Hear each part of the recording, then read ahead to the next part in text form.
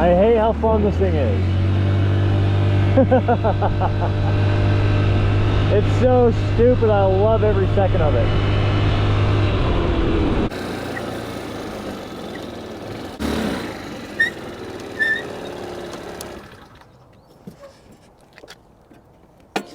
Oh, dude, this thing is so hard to do. I don't know why that's so hard. I haven't quite figured out the kickstand situation with the scooters, guys. Let me know how to do it. Obviously, I'm doing it wrong. Well, guys, lo and behold, we have here a 1985 Honda Elite CL80.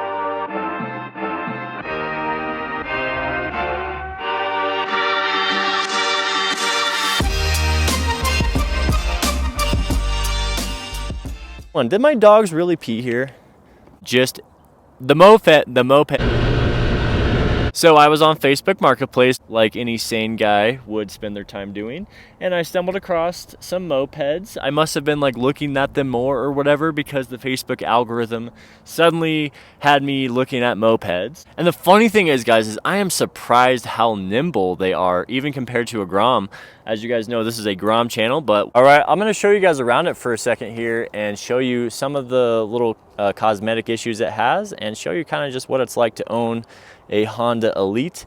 In my opinion, this is like one of the best looking scooters. It has that super retro look front end. The newer Elites just don't have that look. I don't know if you guys have seen some of the mopeds out there, but this is just kind of the coolest retro looking moped I think that exists, and that's one of the main reasons I got it. I saw a dude in my town riding on his, and I was like, dang, I have to check it out, get me one. Did my dogs really pee here? Yep, smells like dog pee. Those dude, god dang it, man. I seriously hate my dogs so much, guys. As you guys can see here, we got a couple little scratches on the bottom here.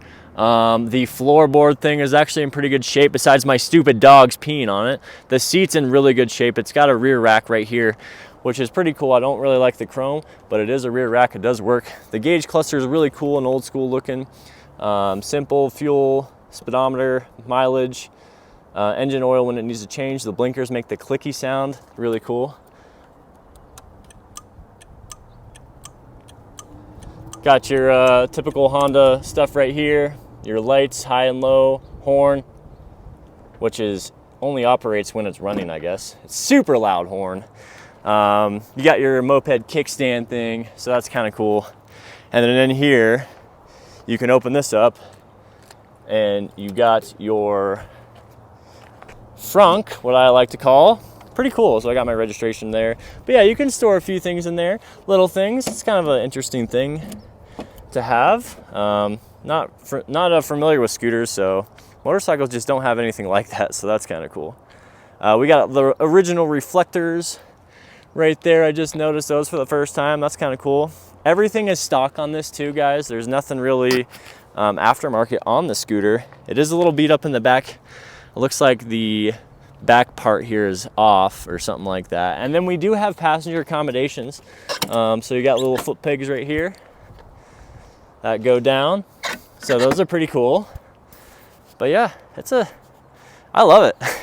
It's so fun, so easy to hop on. But the funny thing is, guys, is it makes the Groms even that much more fun. It makes the Groms like, oh, now I just want to go ride my Grom even more because it's like faster than this thing, and comparatively the Grom is super fast compared to this thing. It's so slow.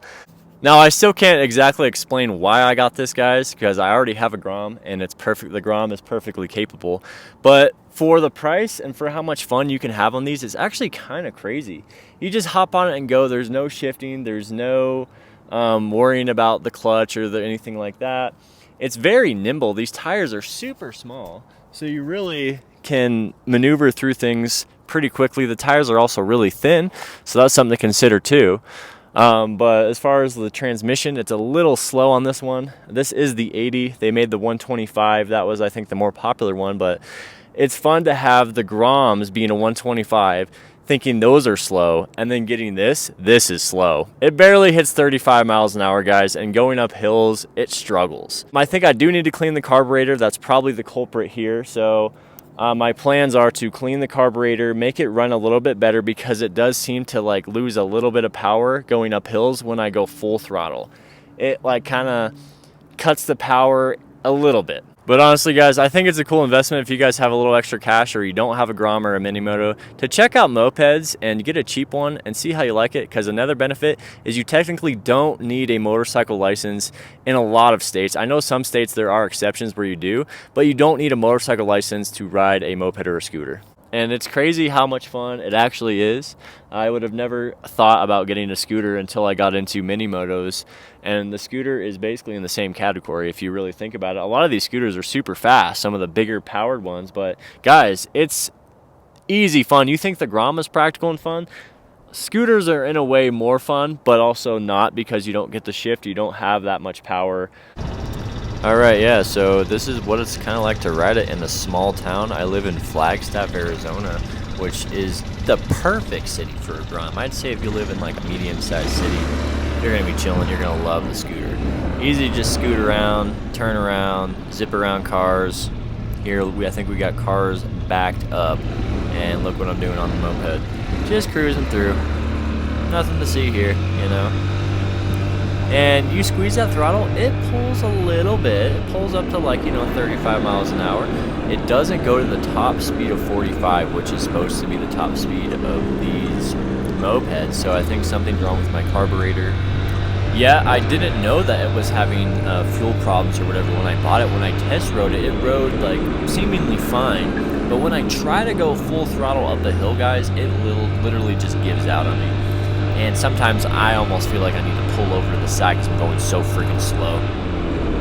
But just cruising on flat, it seems to be fine. I don't really have many problems where I live, but if you did have to go up a bigger hill, then this thing is a little sketchy, I guess you could say.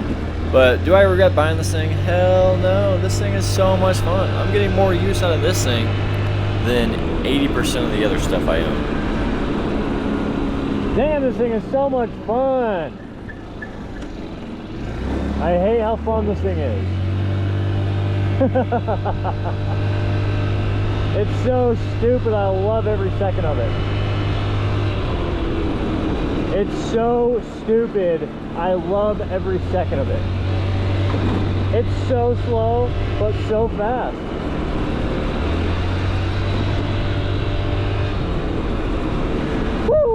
Let's go. This corner always sketches me out.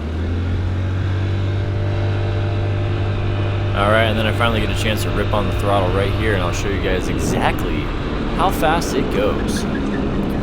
This is just a little straightaway of the main road back to my house where I can actually cruise a little bit. Cars usually go 40 miles an hour through here, so I'm gonna try to keep up.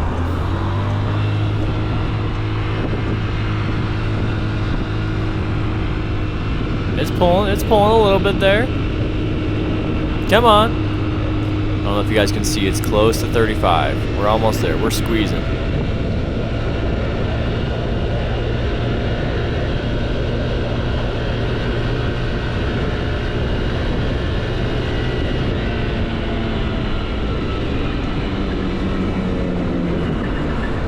We got the Honda Elite 1985. Hopefully you guys enjoyed this video. Subscribe if you hit that. Subscribe if you enjoyed the video. Hit that like button, hit that follow button, and spread the word of GromGeekz, please, guys. We need more views. Our channel's suffering because it's my fault I didn't make videos for 4 months. I know that, but still, thank you, guys.